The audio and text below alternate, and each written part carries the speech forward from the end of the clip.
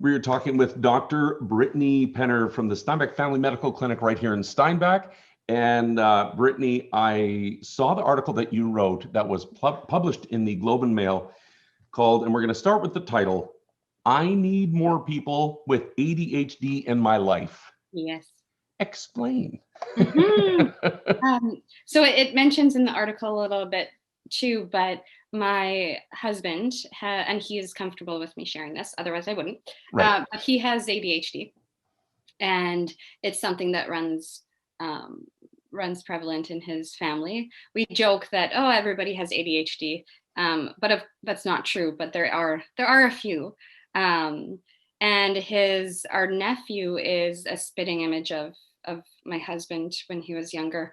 And it was just recently where I had seen them last summer, and he was being his regular, crazy, energetic self, gaining more momentum the more of an audience he had. And I was having a few hard days during that time, and I just couldn't help but laugh and smile at this kid who was just being so ridiculous, but coming by it perfectly honestly. And it was after that moment where I realized this is just the perfect illustration of why I need these people in my life, because they just bring out so many amazing bring so many amazing qualities to my life, and help me venture out into the outside world. Yeah. Yeah. And a lot of times when you see a couple, if one of them has it, it is common, I think, for one of them to have ADD or ADHD Yeah. and the other one not. I Yeah. can't imagine a couple where they both have it. Yeah, there is not that in my husband's family. But my my husband and his siblings all have similar tendencies, and so there's just a lot of it around the dinner table. And to have a partner where you would both be equally as kind of distractible and forgetful, it would be challenging. It Yeah. really would be. Yeah, you could do it, So, I think, but yeah, yeah. Andrew was diagnosed as an adult. Hmm. What was it like for him as a kid? Okay, so we the perfect story of him would be when he was younger. He just bounced off the walls. He had permanent, and he still has scars on his knees for how many times he scraped them up. And people still randomly come up to me and have stories about how he was 3 years old and would race cars across the street with his little tricycle. But teachers would send him, and this was so insightful on their part, and such a sophisticated way of dealing with a child in your class. But they would send him to the gym during class, and he would help the gym teacher set up class and play with the younger grades and get out a lot of his energy, and then come back to class and be a bit more manageable.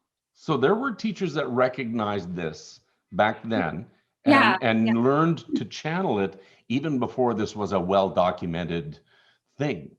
Yeah, he was really lucky that way. It definitely was not the case when he got into high school. This was in Blumenort. And it's funny because one of the gym teacher at the time is the husband of one of my colleagues now.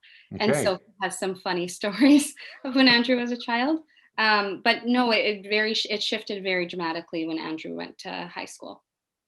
When I was a kid, and I joke about this now, that I joke that there was no such thing as ADHD or ADD. When I was a kid, it was just called Corny needs to concentrate more. Corny Yeah. needs to stop humming. Corny needs to focus. Corny needs to stop daydreaming. Every one of my report cards, I could go back and show you any report card, and there would be some form of that written on all of my report cards. Hmm. But as a kid, though, when you struggle with this, you feel stupid. Oh, You feel yeah. dumb. Yeah. And it And that's doesn't so help. not the case. Yeah, not at all. And it doesn't help when you have messaging that I think that's an internal messaging system that happens for a lot of children, even without adults in their lives telling them this. But if you do have any adult in your life, a teacher or anyone, use the word stupid or dumb, it can be just so incredibly harmful that lasts, the effects last into adulthood. Yeah. Yeah. And it's heartbreaking. I had a grade 7 teacher that stopped me, sent me into the hall, and then asked me, "Who told you you were stupid? Who told you?" Because they're wrong. And Wow. that teacher really saw it and knew that I felt that way. And back then that was rare. And so, Very, yeah, I really appreciate those teachers that helped your husband when they yeah, could see that he needs to get rid of this energy somewhere. We need to direct it, not try to squash yeah, it. yeah. And I do have to say that when he did get to high school, and again, he's pretty open with this and okay Yeah, with me sharing it. I just want to make sure that I'm clear on that because it's not my story to tell. right. Um, but he was called stupid in front of entire classroom by a teacher, and he was told, and this is a perfectly respectable job, but he was told that he will never aspire to anything more than a gas pump attendant, which again is a perfectly respectable job. But when it was said, it was meant as a you'll do nothing in life, um, and and he was called dumb as well, and so just berated by a few specific teachers. And this is now 20 years later, and that that message, that voice still comes up. Yep. Yep. It takes a world of affirmations to combat one word of Yeah. discouragement like that sticks out in your mind. To And unlearn those abusive type yeah, of messaging. Yeah.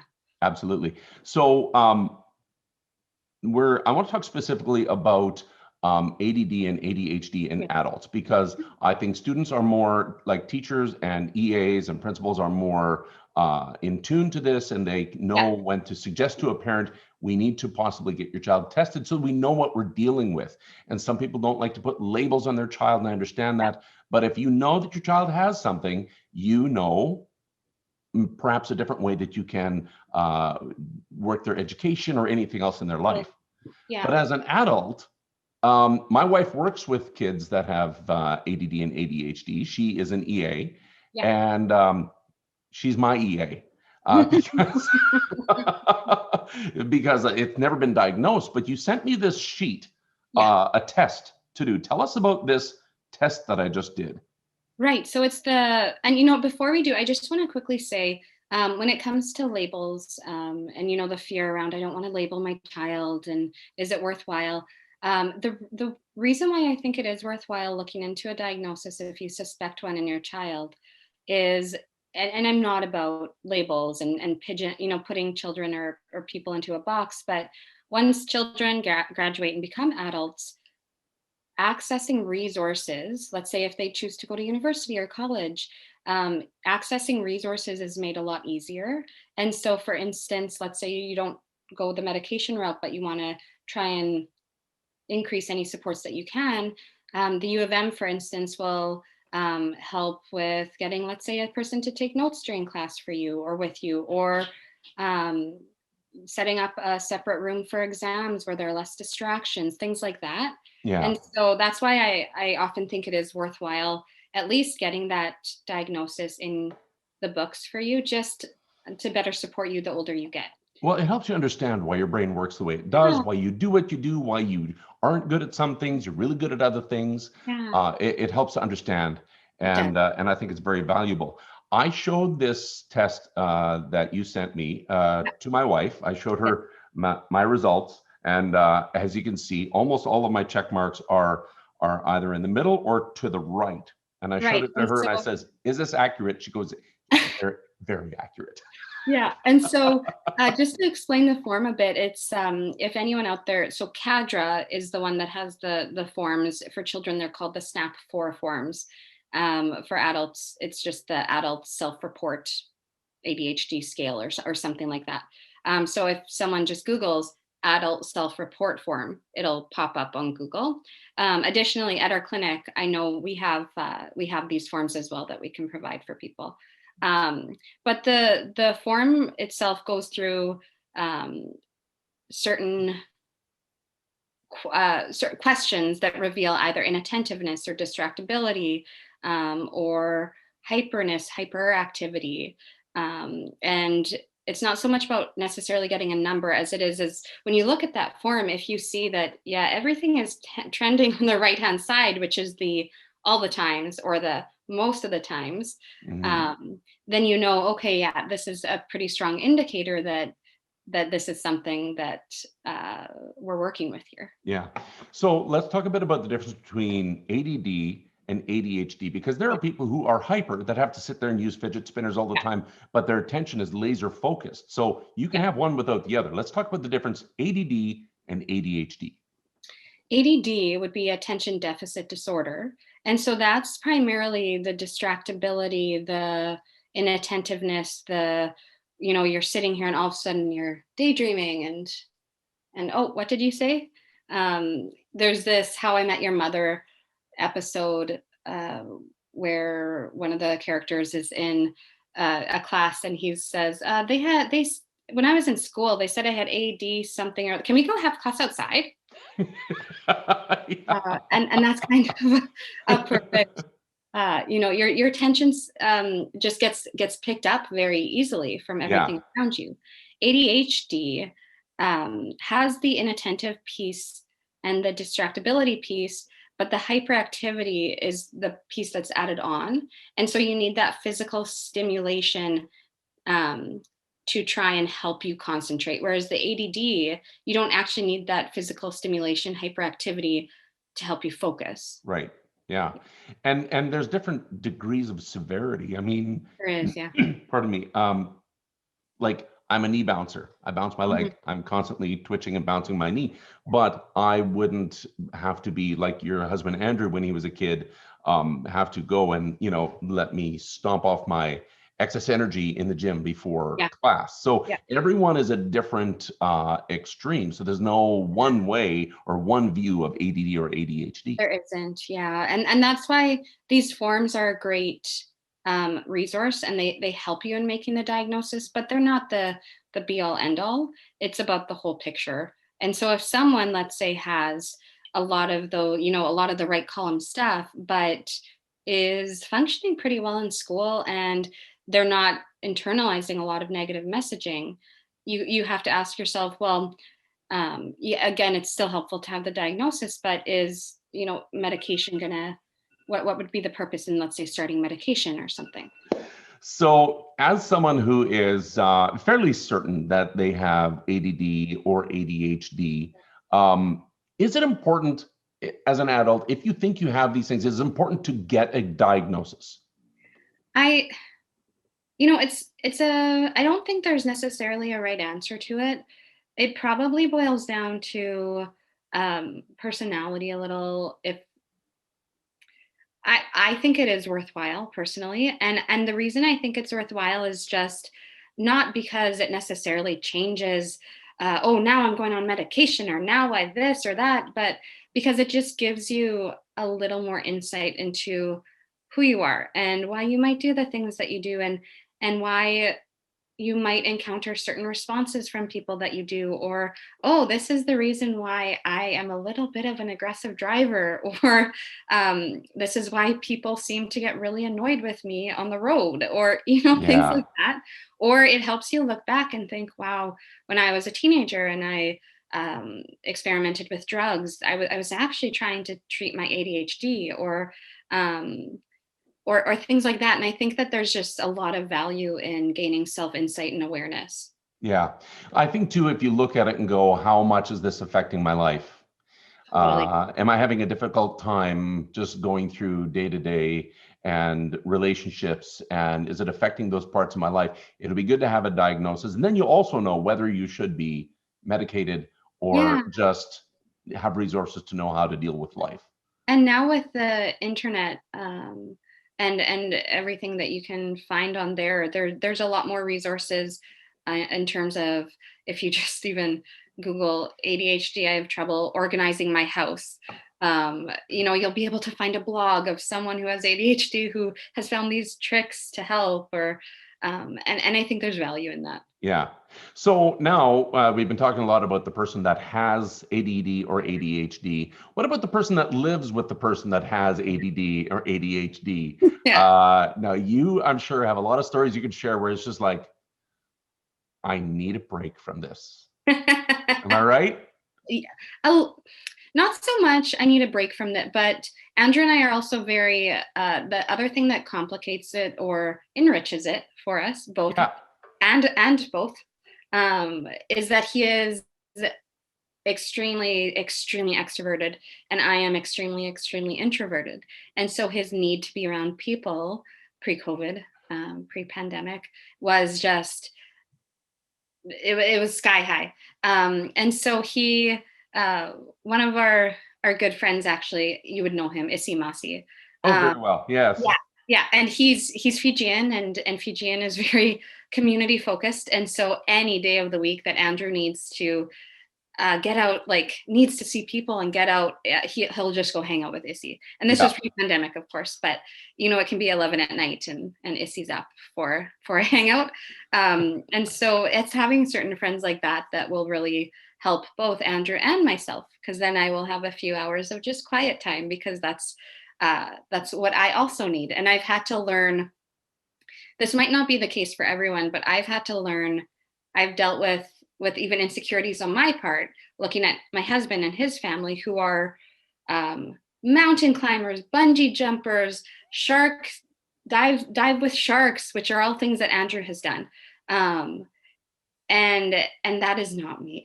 Yeah. I'm someone who will wake up at 4 a.m. to go for a hike after I've had 3 hours of sleep.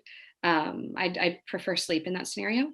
And so it's been difficult for me to look at them and think, what is deficient in me that I can't be like that? Which to some of them, like Andrew, looks at that and think, why would you want to be more like me? But Well, I think both sides look at the other side. I'm using the word sides, but yeah, there are things, because it sounds like I'm hearing about my wife and I relationship when I'm sure. hearing you Yeah. talk about this, because there are times I go do something and I'm leaving on my own to go do it, and I'll say, hey, thanks for letting me go do this. She goes, thanks for not taking me with you. Right. Yeah. And so there are things like, for her to just enjoy a day of doing nothing, being Yeah. alone, and doing zero things for an entire day. Yeah. I envy that, and I have moments like that, but it's not my life. And No. I'm sure she looks at some of the things that I do. I'm a performer. I go do stuff, and she looks at some of those things, and I'm sure there's at times she thinks, I wish I could be a little bit more like that. Yeah. And I think that's that balance that we have with each other. Yeah. Yeah.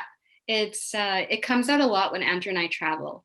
I usually take a day to sleep and catch up on jet lag, and Andrew goes literally shark diving or cliff jumping, or I'm just thinking of our last trip. But we're really, in my essay too, I had written, he is the yang to my yin. Mhm. And it does it. And sometimes I wonder if people are attracted to others who are, the whole opposites attract, but if people are attracted to others who you can sense will bring out certain qualities in you that would never come out otherwise. Yeah, absolutely. Well, this has been fascinating. I can literally go on all day, Mhm. and but I thank you for letting us take a look into your life and Andrew's life, Yeah. and thank you for this article. I'm definitely going to add it to our blog, and this is helpful to so many people. It has been for me, and I Good. thank you for that. Thank you for having me. And for anyone who's listening who has, I think ADHD, ADD is one of the most common childhood diagnoses. And it's certainly one of the most common things that I see in my practice.